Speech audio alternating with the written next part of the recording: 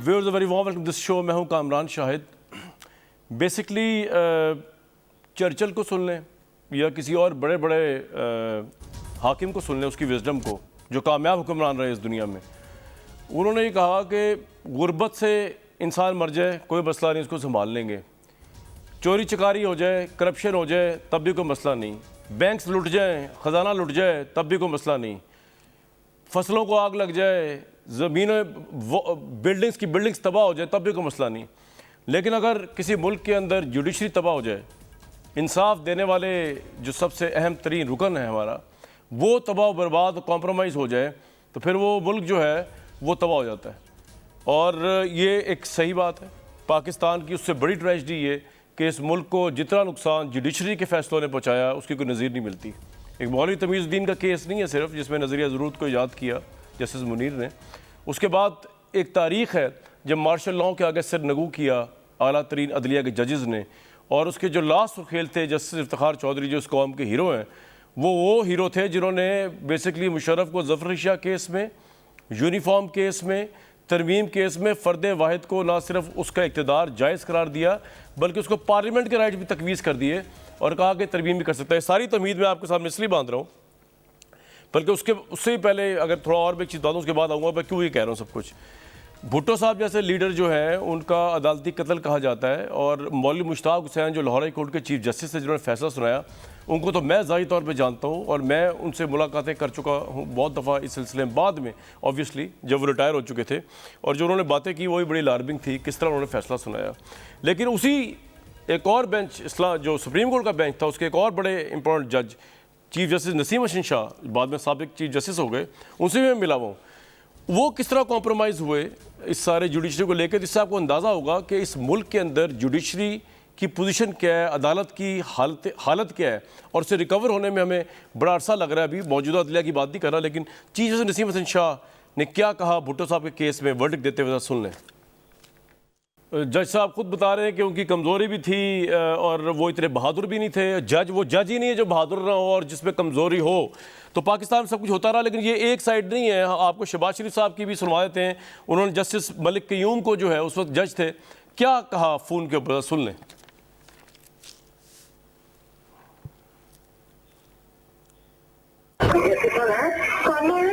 पंजाब बात करेंगे।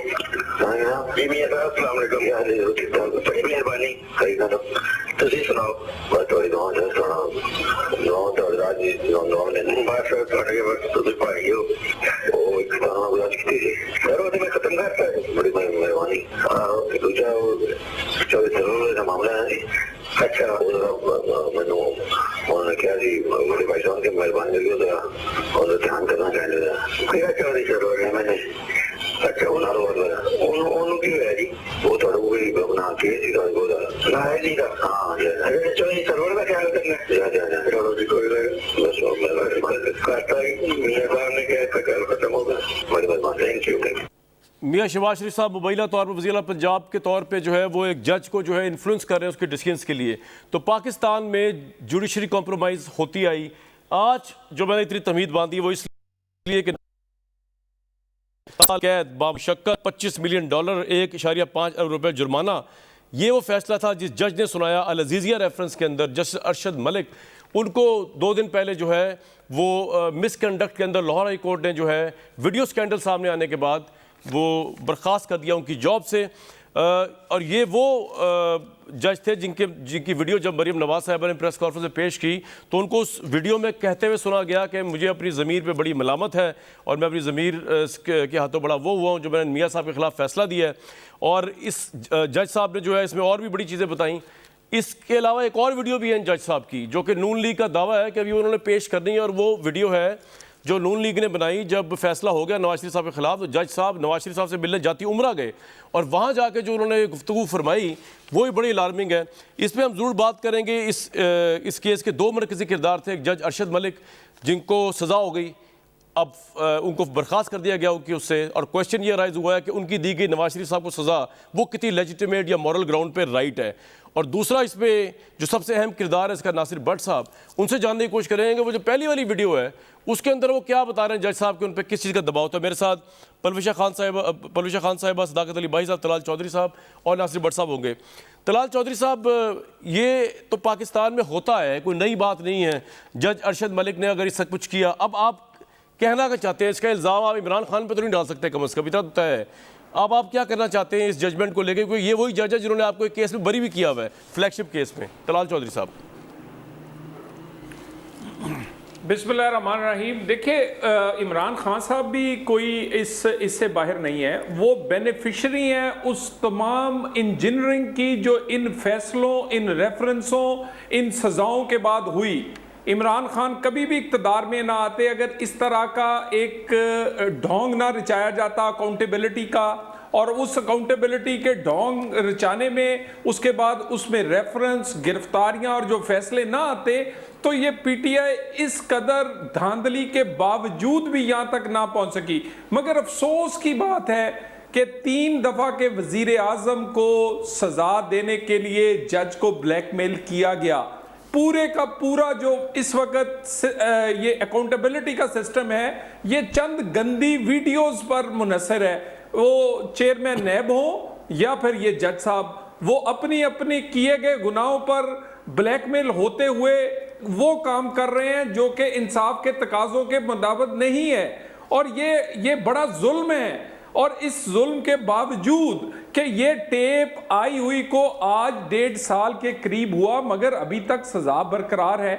और हमें देखिए, देग में से एक दाना आपने चखना होता है, उसमें पूरी देग के जायके का पता चल जाता है। पूरी अकाउंटेबिलिटी का इस टेप के बाद बिल्कुल नंगी हो गई है कि ये अकाउंटेबिलिटी नहीं थी। ये आप क्या कहते हैं, टारगेट करके किया गया। पाकिस्तान में लेकिन इमरान खान का तो उसमें कोई रोल नहीं है तलाल साहब, देने के लिए एक ढोंग। नहीं, बात सुने ना, अब इमरान का रोल क्यों नहीं है?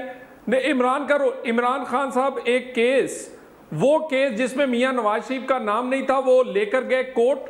अगर वो पनामा का केस, उसके बाद इन केसेस को आप देख लें, डे बाय डे वो प्रेस कॉन्फ्रेंस करते रहे, जलसों में अपने बात करते रहे, और इसी सजा और इसी रेफरेंस और इसी ये जो अकाउंटेबिलिटी का ये तमाम खेल था, अगर ना होता तो खान साहब के पास था क्या? तो खान साहब बेनिफिशियरी हैं उस तमाम इस अकाउंटेबिलिटी का ढोंग जो था उसके। और खान साहब भी, अगर ये जो सजाएं और चीजें खत्म हो जाएं तो खान साहब भी ये बरकरार नहीं रह सकेंगे अपनी जगह पर, क्योंकि फिर हकीकी हुकूमत आ जाएगी, हकीकी लीडर आ जाएंगे। हकीकी लीडर आ जाएंगे जी। हकीकी लीडर जो है उनको सजाएं जो ही। आज तो सदाकत अब्बासी साहब, नून लीग बड़ी खुश है। आपको लगता है इखलाकी तौर पे इस वक्त तहरीक, आप तो पहले हंस पड़े, मैं सवाल क्या पूछूं, लेकिन बहरहाल मैं फिर भी सवाल पूछूंगा। सदाकत भाई, ये बता दीजिए कि क्या आज आपको लगता नहीं एक लम्हे के लिए आप भूल जाएं कि आप तहरीक इंसाफ के कारकुन हैं, लीडर हैं या MNA हैं? ये तो बड़ी इखलाकी फतह हुई है इनकी कि जिस जज ने इनको सजाएं दी 7 साल कैद बामुशक्कत नवाज शरीफ साहब को, वो जज जो है उसका तो मिसकंडक्ट साबित हो गया, वो गलत साबित हो गया, वो इन्फ्लुएंस साबित हो गया। जिस तरह जस्टिस नसीम हसन शाह ने खुद इकरार किया था कि हमारी कमजोरी थी भुट्टो साहब को फैसला देने, हम बहादुर नहीं थे, इस तरह ये भी ब्लैकमेल हो गए। तो आपको तो अब पार्टी उससे बुलंद होकर सर मुबारकबाद देनी चाहिए और कहना चाहिए कि नवाज शरीफ साहब को वापस बुलाएं और उनका दोबारा ट्रायल होना चाहिए। कामरान साहब बहुत शुक्रिया। कामरान साहब ने बड़ी तफसील से बात कर दी। इस केस में बज़ाहिर 3 पार्टियां थी, एक इनको सजा दिलाने वाले वो हम नहीं थे, एक इनको सजा देने वाले जज थे, और एक मुल्ज़मान थे साहब, मुल्ज़मान थे। जज साहब को तो अपने मिसकंडक्ट की सज़ा मिल गई। क्या मुल्ज़मान को जो जजों को ब्लैकमेल करते रहे माजी में भी और अभी भी करते रहे, उनको बुला के 50-50 करोड़ रुपए ऑफर करते रहे मियां साहब के बेटे? ये मैं पूछूंगा इनसे, लेकिन मेरा आपसे सवाल डिफरेंट है सदाकत भाई। एक मिनट सदाकत भाई, एक मिनट, वो मैं इनसे सवाल पूछूंगा। मैं ये कह रहा हूँ इखलाकी फतह तो हो गई ना, उनका केस खत्म हो जाना चाहिए आपके ख्याल में? सजा खत्म हो जानी चाहिए, ट्रायल दोबारा होना चाहिए नवाज शरीफ का? जी मैं तो कहता हूँ ये जो मिलते रहे, मुझे तो लगता है इनको जो फ्लैगशिप में ये बरी हो गए, इनको उसमें भी सजा होनी चाहिए। और ये जो इखलाकी फतह है, इनको बताना है कि मियां साहब को पनामा में सजा हुई थी, जहां उनके फ्लैट जहां वो रह रहे हैं, नहीं, जब सबूत मांगे थे, उन्होंने तो सर वहां तो नाअहल हुए थे ना, यहाँ कैद बामुशक्कत तो ये किधर हैं वो 2 दर्जन करप्शन के केसेस है कामरान, कहाँ से इनको और सर बात सुने सलाकत भाई, बात सुने, आप जो है नाजेबा वीडियो मियां तारक ने बनाई थी जो इनका कारकुन था, हमारा क्या ताल्लुक है? मेरी बात सुने, मैं ये नहीं कह रहा आपने वीडियो बनाई, मेरे भाई मैं ये नहीं कह रहा वीडियो आपने बनवाई है, मैं तो सिर्फ आपको इतना पूछ रहा हूँ कि ये तो बड़ी खिलाकी फतह होगी इनकी।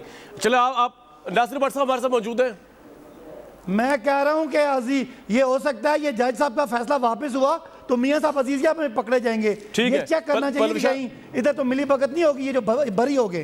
राइट पलविया साहिबा, बहुत वार्म वेलकम आपको। ये अजीजिया ये फ्लैगशिप में जो बरी हुए, मुझे तो उस पर भी शक है कि कोई ठीक है, तो पूरा केस ही रिट्रायल कर लेते।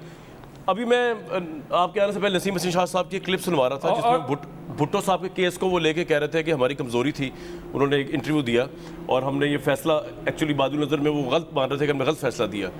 उसके बाद मैं नवाज शरीफ साहब की टेप, शहबाज शरीफ साहब की टेप भी सुनवाई, जज मलिक साहब को वो कर रहे थे। अब ये एक और टेप का मामला है जिसके ऊपर तलाल चौधरी साहब कह रहे हैं कि जी इमरान खान साहब इसके बेनिफिशरी हैं।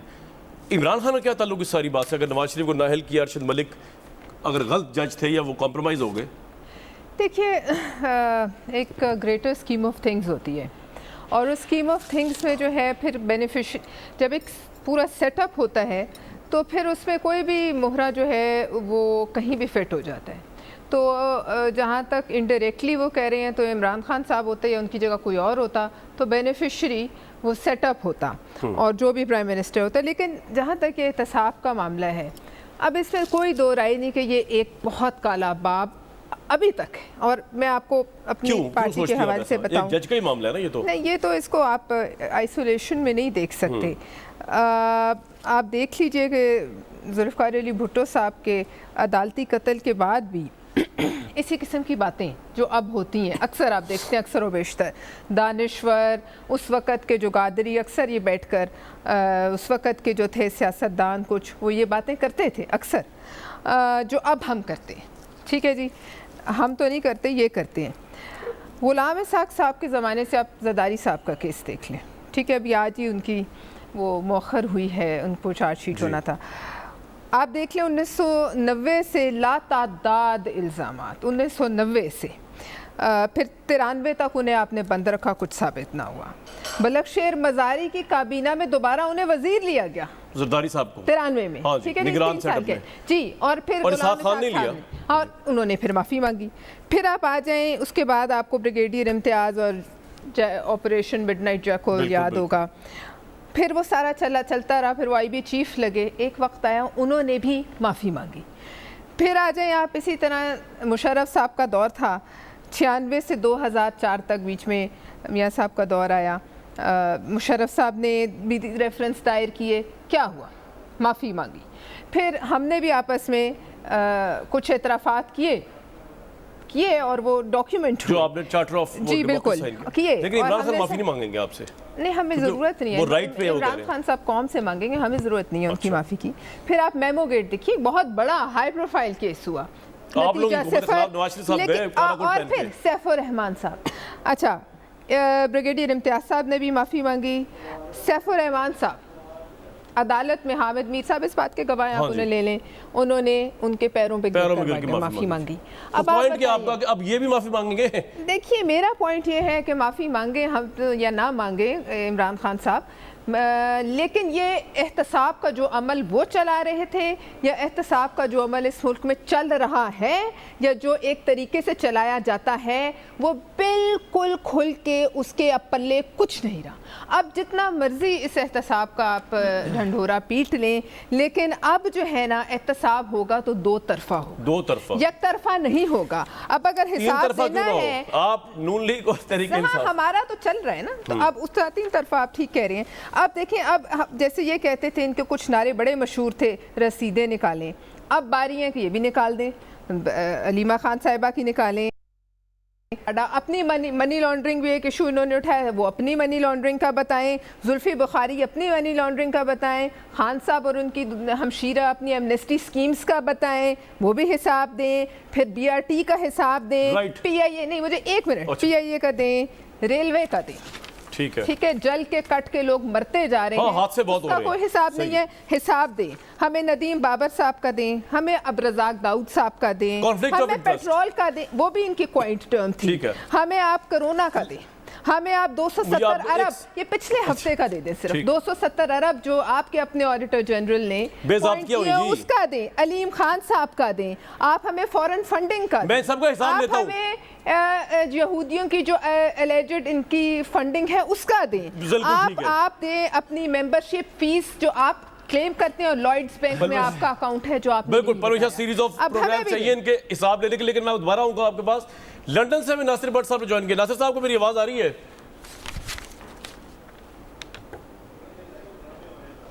जी आ रही है जी, आवाज आ रही है। नासिर भट्ट साहब, आपकी जो वीडियो आपने जो बनाई थी उसके बाद जज अरशद मलिक साहब तो जो है फारिग हो गए। एक वीडियो जो आप लोगों ने दिखाई, उसके बाद कंडक्ट की कार्रवाई, मिसकंडक्ट। अच्छा, एक वीडियो और है आप लोगों के पास जो आप कह रहे हैं कि आपने मुलाकात करवाई थी जज अरशद मलिक की जाती उम्रा में नवाज शरीफ साहब से सजा देने के बाद। वो वीडियो कहां पर है और उसके कंटेंट्स क्या हैं, जरा थोड़ा बताएंगे अवाम को?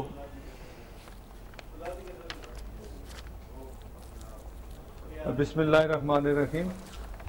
शुक्रिया कामरान साहब, आपने ये जो बात की कि जज अरशद मलिक वाली वीडियो वाली, मेरा वीडियो सामने आई है को की सच्चाई साबित हुई है, तो मैंने मलिक अरशद साहब जो है वो फारग हो गए हैं। और मलिक अरशद साहब का फारग होना ये इस चीज़ का सबूत है कि मियां नवाज शरीफ के साथ उनके साथ जो नाइंसाफी हुई। अच्छा, वो तो हम तराज साहब से सवाल करें। नासिर भाई मुझे सिर्फ ये बता दें, पहली दूसरी वीडियो में क्या है कंटेंट? जज साहब ने, हाँ, उसके कंटेंट क्या है? मुझे दूसरी मुलाकात जाती उम्रा में आपने कराई थी नवाज शरीफ साहब जज साहब की, उसमें क्या है? ये देखें मेरी बात सुने।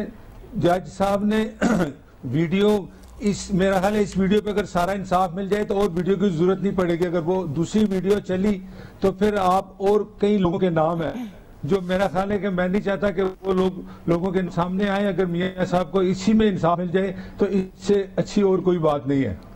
नहीं, आपने तो एक प्रोग्राम में साबिक चीफ जस्टिस का नाम भी लगा दिया था कि वो जज साहब कह रहे थे, मुझे इन्होंने बुला के कहा कि जी आप इंसाफ के खिलाफ फैसला दें नवाज शरीफ साहब के। उस वीडियो में ये बात सही है? बिल्कुल है, मैं बिल्कुल है। अच्छा, यानी कि बिल्कुल ये बात सही है। साकिब निसार साहब ने मलिक अरशद साहब को कहा कि भाई आप जो है ना, आपने मुल्क हालते जंग में है और आपने सजा देनी है मियां नवाज शरीफ को हर सूरत, क्योंकि मुल्क हालते जंग में है। ये बात साकिब निसार साहब ने जज अरशद मलिक को कही। ये आपको किस तरह पता है? क्योंकि साकिब निसार साहब इधर नहीं है, मैं कोशिश करूंगा उनको पॉइंट ऑफ व्यू कर लिया जाए, लेकिन साकिब निसार साहब के हवाले से ये किसने बताई आपको बात? ये वो तो बड़े रिस्पेक्टेड जज हैं। ये मलिक साहब ने वीडियो में बताइए, वो वीडियो मौजूद है। जो आप वीडियो देख रहे हैं वो पूरी वीडियो आप देखें। तो दूसरी वीडियो जो आप वीडियो देख रहे हैं वो पूरी वीडियो आप देखें। जो दूसरी वीडियो है वो आके वो सारा कुछ बता रहे हैं मलिक अरशद साहब के, उनको जो नवाज शरीफ साहब से मुलाकात हुई उनकी ऊपर मॉनिटरिंग जज थे। लेकिन नासिर साहब आप एक बात बताइए कि ये आपका भी तो कोई करना नहीं बनता था कि आप जिस मुलाकात का आप जिक्र कर रहे हैं, जो दूसरी वीडियो जो भी आप कह रहे हैं मंजर आम पर आई है, जिसमें अरशद मलिक साहब नवाज शरीफ साहब को मिलकर कह रहे हैं, जस्टिस साहब का नाम लेके साबिक चीफ जस्टिस का, कि जी मुल्क हालते जंग में नवाज शरीफ के खिलाफ फैसला कर दें, आप इल्जाम लगा रहे हैं साकिब निसार साहब पे। और मैं चाहूंगा कि उनका हम पॉइंट ऑफ व्यू जरूर लें, आज नहीं तो कल लें। लेकिन आपने उनकी मुलाकात क्यों करवाई? उनकी मुलाकात क्यों करवाई अरशद मलिक साहब जज की? क्यों नवाज शरीफ साहब से मुलाकात करवाई? समझ नहीं आई बात। मैं बताता हूँ, मलिक अरशद साहब मुझे हर दफ़ा कहते थे कि मुझे मियां नवाज शरीफ साहब से मुलाकात कराएं। मैंने मियां साहब से पूछा तो मियां साहब ने कहा कि भट्ट साहब मैंने उनसे मुलाकात नहीं करनी, मैंने उनका मुलाकात करके क्या करना है, वो तो मुझे सजा दे चुके हैं, अब मेरा फैसला है, मैंने अल्लाह पे छोड़ दिया है। तो मैंने कहा जी ठीक है। जब मुझे मलिक अरशद साहब मिलते रहते थे इस्लामाबाद में, उनके पास एक उनको फ्लैट मिला हुआ था इधर, क्या नाम है, तो उन्होंने आपसे कहा, और उन्होंने फिर कहा क्या नवाज शरीफ साहब? फिर 2-3 दफा जब भी मिले तो वो कहें यार आपने,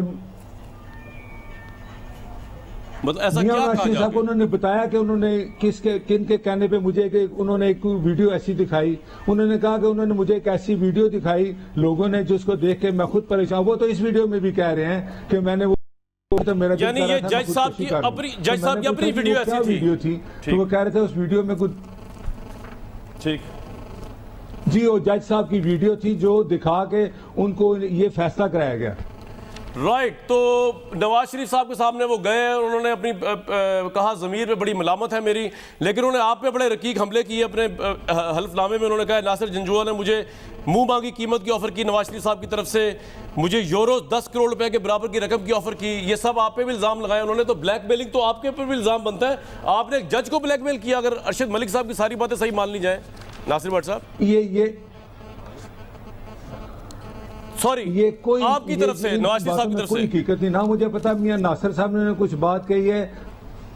राइट, एक ब्रेक लूंगा जी, मैं एक ब्रेक लूंगा। पाकिस्तान के बड़े सॉरी स्टेट ऑफ अफेयर्स है कि एक जज ये बता रहे हैं कि एक और वीडियो भी है जिसके अंदर वो नवाज शरीफ साहब को मिले, इन्होंने उनकी मुलाकात करी, नासिर भट्ट साहब ने उनकी जाती उम्रा के अंदर, और उन्होंने जाके कहा नवाज शरीफ साहब से कि जनाब मेरी कोई वीडियो थी जिसकी वजह से मैं कॉम्प्रोमाइज़ कर दिया जस्टिस, मैंने आपको सज़ा नहीं देनी थी, मैंने आपको सज़ा दे दी, मुझसे बड़ी गलती हो गई।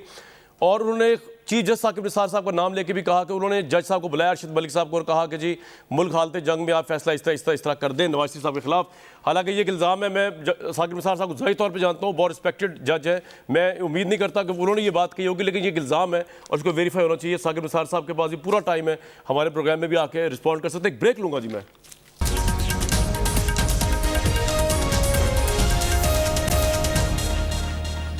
Viewers a very warm welcome back to this show.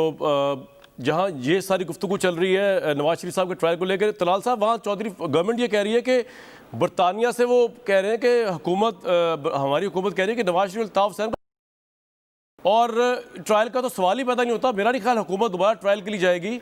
और शायद खाकान अब्बासी साहब की बात समझ नहीं मुझे, उन्होंने कहा जी 1 या 2 नहीं, पूरे 160 ही माइनस होगा।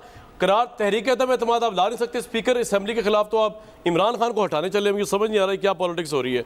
तलाल साहब देखिए आपके सामने होगा इंशाल्लाह ताला, और नालायक और नाहिल ज़्यादा देर तो नहीं रह सकते, और यकीनन अब तो वो भी सोच में पड़ गए हैं जिन लोगों ने गलती से वोट डाला था या सपोर्ट की थी, या लाने वाले जो हैं वो परेशान हैं। इस मुल्क को अगर आज भी कोई नहीं सोच रहा कि नालायक और नाहिलों को ये यहाँ तक लाने के लिए ये रेफरेंस, ये नैब, ये अकाउंटेबिलिटी का ढोंग रचाया गया। और बात यह है कि अब कटहरे में आने की बारी उन लोगों की है जिन्होंने ये पूरे का पूरा फसाद क्रिएट किया। नवाज शरीफ को रीट्रायल की जरूरत नहीं है, अब उनके ट्रायल की जरूरत है जिन्होंने नवाज शरीफ के साथ आप रीट्रायल पे नहीं जाएंगे? किसने वीडियो दिखाई, क्यों, किस तरह नाइंसाफी हुई? अगर उनका बयान ठीक है तो JIT अगर मुंतखब सदरों पे और वजीर आजमों पे बन सकती हैं, तो फिर क्यों नहीं जज साहब की वीडियो पे JIT बने कि उनको बुलाकर किस तरह प्रेशराइज किया गया? क्यों ना अब कटहरे में आने चाहिए वो लोग। देखिए लोगों की आंखों में धूल ना झोंके, फिर जो बाद में ये सारे रिटायर होके किताबें लिखेंगे और अपने ज़मीर जब इनका मलामत करेगा, जब मरने के करीब होंगे। नसीम हसन शाह साहब कह रहे हैं इंटरव्यू में, मेरी बात सुने जी अभी अरशद मलिक साहब के पास एक चांस है, नौकरी तो चली गई, लेकिन जाते जाते इस कौम को सच बचा दें, पूरी सच बताएं कि किस तरह सजा दिलवाई गई नवाज शरीफ को, कौन कौन सा खेल इस रियासत पाकिस्तान में खेला जाता है। क्या ये रियासत है? जो इंसाफ ना दे सके उसको क्या वो रियासत है? और मेरे भाई वो ये 3 दफा का वजीर आजम और पाकिस्तान का सबसे ज्यादा पॉपुलर लीडर है। ठीक है जी, साथ आपने ये किया है, कब तक आप बड़ी ज्यादती हो गई, लोगों को आप फांसियां दिलवाएंगे जाली मुकदमों में, और जला वतन करेंगे, जेलों में भेजेंगे। अच्छा ठीक है, पॉइंट आ गया आपका, पॉइंट आ गया। मैं दोबारा कह दूं जी तलाल भाई, मेरी बात सुने, ये इस वक्त अब इंसाफ तब होगा जब नाइंसाफी करने वाले कटहरे में होंगे। मूवी दिखाने वाले, प्रेशराइज करने वाले, बुलाकर कहने वाले के सजा दो, और इस तमाम लोगों का ये ड्रामा क्रिएट करने वालों को। ठीक है जी, एक तो मैं ये बता दूं, नहीं चल सकता। ठीक है, जज अरशद मलिक के बयान हल्फी में मेरे गलती से मेरे मुंह से नासिर भट्ट साहब का नाम निकल गया, उन्होंने इल्जाम लगाया ब्लैकमेलिंग का, नासिर जंजुआ साहब को, और वो भी इल्जाम है, अभी पता नहीं सही बात है गलत बात है, ब्लैकमेल किया भी या नहीं किया। लेकिन सदाकत भाई बात ये है कि एक लार्जर पिक्चर है कि इमरान खान साहब की ये ख्वाहिश है कि इस मुल्क के अंदर जुडिशल रिफॉर्म्स की जाए, इंसाफ के लिए रिफॉर्म्स की जाए, लेकिन जहाँ इंसाफ कॉम्प्रोमाइज़ हो रहा हो, इतने लोअर अदालत के अंदर भी एहतसाब अदालत का जज जो है वो कॉम्प्रोमाइज़ हो जाए, वो बर्खास्त हो जाए डिसिप्लिन पे और इस मिसकंडक्ट पे और इस वीडियो के ऊपर, और वो खुद बता रहा हो कि मुझे वीडियो दिखा के मुझे कॉम्प्रोमाइज़ किया गया, वो आला अदलिया के जजेस पे इल्ज़ाम लगा रहा हो कि जी मुझे बुला के कहा गया नवाज शरीफ के खिलाफ फैसला कर दो, सही या गलत, लेकिन कॉम्प्रोमाइज़ तो हुआ है ये केस। तो आप किस तरह रिफॉर्म्स लेके आएंगे जब तक यहाँ पे कॉम्प्रोमाइज़ हो जाता है जज भी? आज भी कॉम्प्रोमाइज़ हो जाता है जज, आप रिफॉर्म्स कैसे लाएंगे भाई? कामरान आप मुझे जवाब पूरा देने दिया कि जी सर पूरा टाइम तरफ से दो आप नून लीग के बंदों को बुलाते हैं मुझे आप रोक देते हैं। जी, मैंने please। आपसे ये सवाल किया था, एक तरफ जज साहब का कंडक्ट है, एक तरफ वो लोग हैं जो इस मुल्क को चलाते रहे और हमारे मुल्क के सरबराह रहे, इनके लोग जजेस से मिलते क्यों हैं, वो मिले क्यों हैं, ये उनका बंदा उन जज साहब से वीडियो कैसे बनाता रहा, उसके बाद ये आपको पता है या नहीं पता, पता नहीं आप क्यों नहीं बात करते। नवाज शरीफ साहब ने जज मोहम्मद बशीर से वीडियो बनाने के बाद जज मोहम्मद बशीर से केस जज अरशद मलिक की तरफ ट्रांसफ़र क्यों कराया था? ज़ाहिर है वीडियो के बाद वो ब्लैकमेल करते होंगे। ये मियाँ नवाज शहबाज शरीफ जजों को फ़ोन करके सज़ाएं बेनज़ीर साहिबा को दिलवाने घटाने, ये माफिया नहीं तो और क्या है, ये गॉडफादर नहीं तो और क्या है। इस तरह के भयानक चेहरे वाले लोग मुल्क के साथ मुल्क के हुक्मरान रहे, आज उनके सपोर्टर यहाँ बैठ के बातें करते हैं। जज साहब के कंडक्ट को कोई डिफेंड नहीं करता, उनको सज़ा मिल गई, लेकिन ये जो मुलजमान हैं जिन्होंने ब्लैकमेलिंग की है, जो ब्लैकमेलर हैं, इस मुल्क के ब्लैकमेलर हैं, इनको सज़ा जब तक नहीं मिलेगी, मेरा नहीं ख्याल मरियम नवाज शरीफ साहिबा को वीडियो दिखाने पे, नासिर भट्ट को, नासिर जंजुआ को, तारक मियाँ को जिन्होंने वीडियो बनाई, उन सब को जब तक सजा नहीं मिलेगी सदाकत भाई, में मजाक बनता रहेगा। एक मुख्तसर सवाल आपसे, फिर मैं परविशा के पास आऊंगा। एक मिनट जी तलाल साहब, एक मिनट कामरान शाह साहब, एक मिनट। यानी इस मुल्क में असूल ये होगा कि अगर कोई वीडियो डकैती की बना ले, डकैत को डकैती करते हुए की, तो सजा डकैत को नहीं होगी, सजा वीडियो बनाने वाले की होगी। और खुदा के बंदे, ये ब्लैकमेल करके आप मुझे जवाब देने दें। वज़ीर-ए-आज़म को सजा कामरान जी, दिलवाई बारी गई है। अपनी पे बोल रहे हैं, मुझे जवाब देने दें। जल्दी मैंने परविशा साहब के पास जाना है। कामरान, मुझे जवाब जी, जी, जी। अभी भी मरियम कामरान, नवाज को जवाब सजा देने नहीं, भाई, सदाकत सजा भाई। वीडियो दिखाने वो वालों साहब, को, जी, जी, बुला के सदाकत भाई, आपके पास। करने वालों को, तलाल साहब, एक मिनट, फैसला करवाने वालों को होनी पॉइंट आ चाहिए। गया, रिपीटिशन हो रही है, तो क्विकली नहीं, रिस्पॉन्ड रुक कैसे करके जाएं भाई? सदाकत भाई बताएं एक quickly। बंदे को, कामरान मुझे जवाब तो देने दें। सर, आपको कह रहा हूं, एक आपको कह रहा हूं। बंदे को अदालत चोर डिसऑनेस्ट बात का डिक्लेयर क्या जवाब करती देना है? है, यार वो अफसर के साथ अपने- बोलेंगे। जी जी यार जी। अब मुझे बोलने देना। जी जी, बोले यार ये ज्यादती है। एक बंदे को जज सुप्रीम कोर्ट डिसऑनेस्ट और बेईमान करार देती है, झूठा करार देती है, वो पहले ही जाली डॉक्यूमेंट्स, जाली कतरी खत देते पकड़ा जाता है, वो अपने केस के जज से मिलता है। इससे बड़ा कोई जुल्म ज्यादती हो सकती है? और गलती से वो बंदा पाकिस्तान का वजीर आजम रहा है। यहाँ जिसको देखें, जरदारी साहब की अब JITs खोलें, जगह जगह उनके माफिया से ताल्लुक। ठीक है, नवाज आपका ये शरीफ साहब पॉइंट आ के गया। दर्जनों केसेस हैं बताएं जहाँ जी, ये माफिया से ताल्लुक है, ब्लैकमेलिंग परविशा करते साहिबा। हैं। ये किस जरदारी साहब से मुंह से एक आप मिनट। बैठ के नवाज उज़ैर, शरीफ साहब को डिफेंड करते भाई, हैं? पॉइंट आ गया हमारा आपका। तो कसूर ही कोई नहीं है, हम तो आप- थर्ड पार्टी हैं, और यार, हम तो आप- सिर्फ पाकिस्तानी होके मेरे इस पाकिस्तान के निजाम मेरी को बात तो सुन लूट ले। मार। मैं सिर्फ ये कह रहा हूं, आपका तो कसूर सर, कोई नहीं एक है, मिनट, हमारा भी कसूर कोई नहीं है अवाम का। आपने जुडिशियल रिफॉर्म्स लेके आनी है, लेकिन अगर जज कॉम्प्रोमाइज होंगे, फाउल प्ले करेंगे, तो ये लोग वीडियोस बना के आप, वो जज अगर सच्चा था तो उसको क्या जरूरत थी नवाज शरीफ से मिलने की, हुसैन नवाज से जाके जद्दा में मिलने की, और ये कह रहे हैं कि मेरी ज़मीर में बड़ी बलामत है, मुझे फलां जज ये कह रहा है, फलां बंदा ये कह रहा है, कॉम्प्रोमाइज़ कर दो, नवाज शरीफ के खिलाफ फैसला।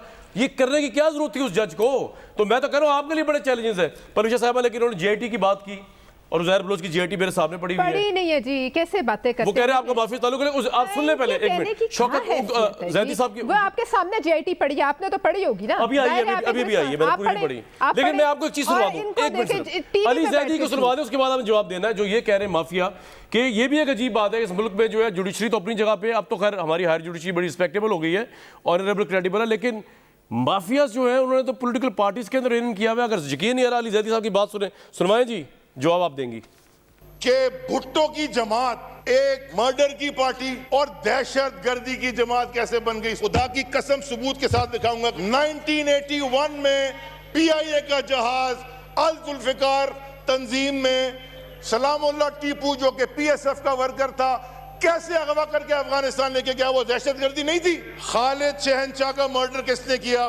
बिलाल शेख का मर्डर किसने किया? बेनजीर भुट्टो शहीद का कातिल कौन था? Farhan Ghani, he is facilitator of drug peddlers, और सईद गनी का भाई है, on the recommendations of Faryal Talpur.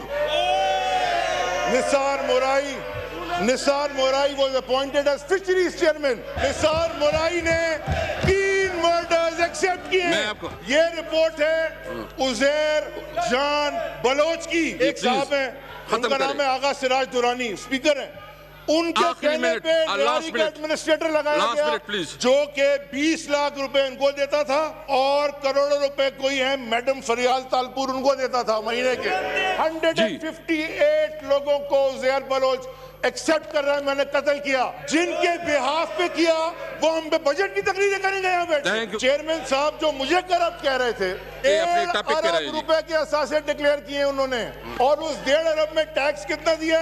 2017 में 2.5 लाख रुपए से कम। ये जिस जीआईटी की बात करें, मेरे सामने पड़ी है पलूशा साहिबा, जिसमें उसने कॉन्फेस किया है 198 एथनिक पॉलिटिकल मोटिवेटेड किलिंग्स। इल्जाम आप पहली लीडरशिप बात पे। यह है कि ये इन्होंने पढ़ी नहीं है ठीक है, इसमें किसी का नाम नहीं है। ये दिस इज ड्यूली साइंड मुझे भी बात बाय चली अभी आई है agencies, MI, ISI, CTD, police, और ये इसमें ये आपकी ऑफिशियल JIT है। इसमें किसी का नाम नहीं है। इसमें उसके ईरानियन इंटेलिजेंस से लिंक्स हैं, जो वो वहाँ उसके घर हैं चाबहार में। जो भी उसने कत्ल किए, ये जुल्फ़िकार मिर्ज़ा साहब आज इनके साथ है ना, उनसे पूछें कैसे उसने उनकी कराए। वाइफ इनकी मिनिस्टर है अलायंस वो में। भी तो GDA का हिस्सा है ना जी। अच्छा, दूसरी बात, खुदा की कसम आप खड़े होके कहीं भी खाएं, खुदा की कसम भी आप झूठ बोल के खाते हैं कि आपने ना, आपके पास अगर इनके पास डॉक्यूमेंट है, JIT जो एज कंक्लूडेड बाय लॉ है वो ये है जिसमें किसी पीपल्स पार्टी के आदमी का जिक्र नहीं है नाम का। दूसरी बात, इनके पास कौन सा डॉक्यूमेंट है, ये हमें दिखाएं जिसमें ये जिक्र है इन लोगों के। इनके पास कोई हाउस में कह रहे हैं फेडरल मिनिस्टर। तो जैसे ये नवाज शरीफ साहब पे इल्जाम लगाते थे कि उन्होंने खड़े होकर झूठ बोला, we are going to pursue this, इसको तो हम परस्यू करेंगे कि इन्होंने भी फ्लोर ऑफ द हाउस पर झूठ बोला। पटेल साहब का नाम या फराज तालपुर का नाम। रिपोर्ट जो है वो पब्लिक जो है ये हुई, जो उनको जो हमने की, जो officially mandated bye agencies, by law enforcement है, सबके सिग्नेचर्स हैं, आप देखें। जी, तो जी। इनके पास कुछ भी नहीं पूरा खोल के पढ़ूंगा इसको, बात, अभी तो आइए अब ये खोल के कह रहे हैं पढ़िए। हमारा कोई कसूर नहीं, वाकई इनका कोई कसूर नहीं। PIA का जहाज गिरे, पायलट जिम्मेदार, आज की रजाकार फोर्स ने 1.1 अरब की चीनी बरामद की है। अच्छा, फोर्स, रेलवे हो मुसाफिर जिम्मेदार, कोरोना हो मरने वाले और अवाम जिम्मेदार, अवाम जाहिल, पेट्रोल हो, चीनी हो, आटा हो, माफिया जिम्मेदार। मुझे ये बताइए आप किस चीज के जिम्मेदार हैं? ये एक वो लोग हैं जो किसी चीज के जिम्मेदार ये हैं। ऑपोजिशन को ये जो किसी करप्ट चीज है के उसको जेल में डालने के जिम्मेदार है, और ये गन साफ करेंगे। हनीफ अब्बासी के लिए रात को 12 बजे अदालत लगी, जैसे क्या हुआ उस केस का, जैसे डॉक्टर आसिम के लिए कहा गया 400 अरब कहाँ गए? आप मुझे बताइए। जैसे राजा परवेज अशरफ को ये नवाज शरीफ साहब की खूबत थी, ठीक है, ये भी कहते रहे, आज क्या हुआ? राजा परवेज अशरफ साहब बाइज्जत बरी हो गए। बाइज्जत इस मुल्क में कोई बरी नहीं होता, तारीख लिखती है। ये रीट्रायल जो आप कह रहे हैं ना, इस रीट्रायल को रीट्रायल तारीख करती है। और मैं एक बात तलाल के लिए, तलाल साहब कोई JIT, ये जो आप कह रहे हैं ना, इससे मैं एग्री नहीं करती। JIT 2011 से बनी, जब इन्होंने पहला जलसा किया। किसने फाइनेंस किया? कौन इन्हें लाया? क्या हुआ इस मुल्क के साथ आज जहां हम खड़े हुए हैं? कैसे मईशत गिरी? किसने धरना दिया? किसने पैसे खाए? किसने उसमें से क्या क्या बनाया? किसने फंड किया? ये तमाम बातें, ये भाई पलवेशा साहिबा चाह रही है 2011 से नहीं, तहरीक इंसाफ को नहीं, इस मुल्क के साथ क्या हुआ? जी तलाल साहब, इस मुल्क के साथ क्या हुआ कि आज हम नेगेटिव पे हैं? तलाल साहब, -0.5% मैंने ब्रेक लेनी है फिर। जी तलाल साहब, कोरोना हुआ, कोरोना। देखिए कामरान साहब, पूरी अगर वन लाइनर बनाए, अगर वन लाइनर बनाए, अगर चंद गंदी फिल्में ना होती तो इतनी बुरी हुकूमत ना आती। ये बुरी हुकूमत उन फिल्मों का नतीजा है जिसकी वजह से आज गरीब भुगत रहा है। अच्छा चले, ब्रेक के बाद सदाकत साहब has a right to respond. ये गंदी फिल्में पता नहीं कहां से आ गई, लेकिन जो ये मुतालबे कर रहे हैं मुझे लग रहा है माइनस ऑल ही ना हो जाए, खुदा ना खास्ता खाक में बदन। जी ब्रेक लूंगा भाई, you have a right to respond. आखिरी 1 मिनट है हमारे पास, क्विकली। मैं ये कह रहा हूँ कि बल्दिया की फैक्ट्री जिसमें तकरीबन 350 बंदा शहीद हो गया, इस तरह के लोगों के अगर उसमें इशारे हैं, और इतने अरसे से ये जो आपकी ये JIT रिपोर्ट थी, ये छुपा के रखने वाले, आज इनकी रिपोर्ट निकली है तो सुना है कि वो वेबसाइट ही क्रैश कर गई है। आपके ये जो बातें हैं, इनको जवाब देना पड़ेगा। पाकिस्तान की बदकिस्मती है कि पाकिस्तान में इस तरह के लोग, माफियाज का कंट्रोल रहा। आज हमें फिल्मों की वजह से नहीं, उन हकीकी डाकुओं की वजह से, उन पाकिस्तान में कत्ल करने की वजह से, ब्लैकमेल करने की वालों की वजह से पाकिस्तान की भाई, ये जो बल्दिया टाउन में ना कोई बल्दिया टाउन में आग लगी जिसमें लोग शहीद हुए, उसमें आपकी MQM के हमाद सिद्दीकी, उनका भी नाम शामिल है, जो आपकी थादी है, आपकी थादी जिसकी वजह से आपकी हुकूमत चल रही है, जिसके खिलाफ आप वोट लेके आए हैं। बिल्कुल राइट। जी पलवेशा साहब, क्विकली रिस्पॉन्ड कर दीजिए कि माइनस तो कुछ नहीं होगा, इसी हुकूमत से गुजारा करना पड़ेगा। नहीं, ऐसा नहीं है। ये और पाकिस्तान ये एक दूसरे की जिद बन गए। बस इसी पे ख़त्म करूंगा जी मैं। जिद है या जिद नहीं है, इस पे ये तो वक्त फैसला करेगा। व्यूअर्स, अदालतों का हिसाब आपके सामने, लोअर कोर्ट का खास तौर पे चीफ जस्टिस साहब को देखना चाहिए। ऑब्वियसली एक बहुत बड़ा इशू है, एक बहुत बड़े नून लीग के लीडर जो हैं उससे इफेक्ट भी हुए और दूध का दूध पानी का पानी, जो उनकी बरियत भी हुई है। हो सकता है वो बरियत भी गलत हो जो अरशद मलिक ने की है। मुझे दीजिए कल तक इजाज़त।